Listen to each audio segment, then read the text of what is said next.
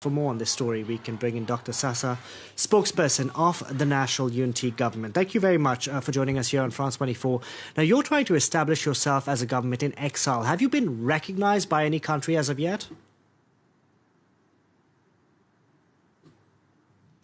We have been invited by UN Security Council to present our case in front of the floor of UN Security Council. And also we have been invited by the state governments of US administrations to talk to them about our plans. And in the coming days, we'll be having several discussions from government to government, parliament to parliaments, and bodies to bodies. So we'll be fighting for all these recognitions and also appealing to the rest of the world, free and democratic worlds, to quickly and immediately recognize us, because we are the only legitimate body in the country. We are the only democratically elected body in the country. We are the only body that are having the mandate of the people of Myanmar. So we are only legal body to represent the people of Myanmar and the culture of Myanmar. Dr. Sasa, we're not saying on France 24 where you are located. Are you worried for your safety?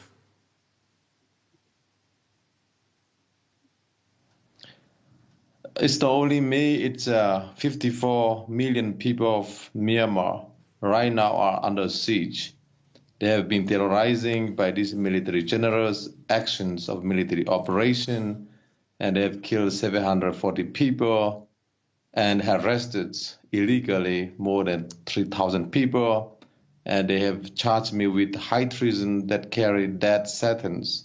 So that means that I have got a price on my hand. And of course, I'm concerned about my safety and the safety for my children, the family. But it is the people of Myanmar, the brave and the great people of Myanmar, have been risking their life every day. The same as me. We laid out our life for the freedom of our people and the future of our people. I want to ask you, how do you get the coup that's underway in Myanmar to collapse, if you will? Because we've had certain countries like, the United States, United Kingdom, the European Union, who've imposed sanctions on the junta and businesses they control, yet they are still so powerful, still so ruthless, and they have Russia and China in their corner.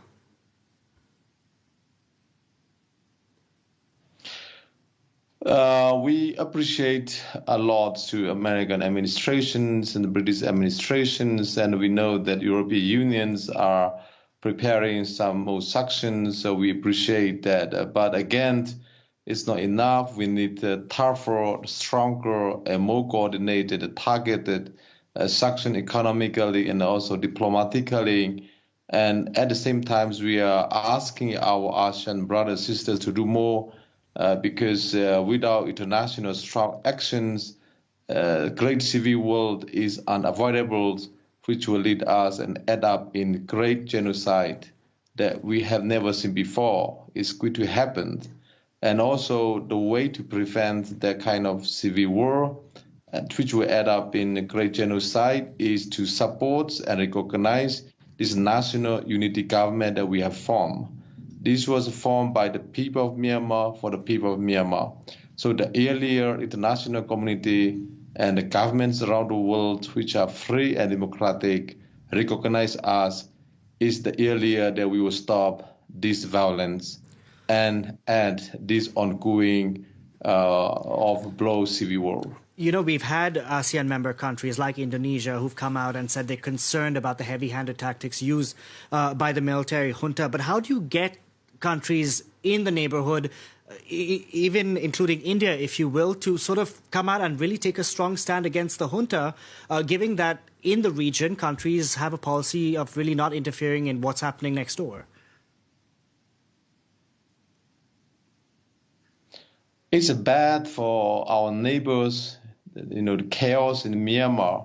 This unstable Myanmar is bad for China, bad for India, bad for ASEAN. So it's very important for all of our neighbors. They have the power to stop it. One phone call from China, Beijing can stop these military operations. Again, one phone call from Delhi, we believe can stop this violence going on around the country. And the same for ASEAN's leaders. If they are in one page, one voice, it can stop this from happening. And we are amazed and surprised of just being watched of what happening and doing nothing, absolutely nothing. So that's why it's very important for us to form these national unity governments so that we prevent that the great genocide is coming.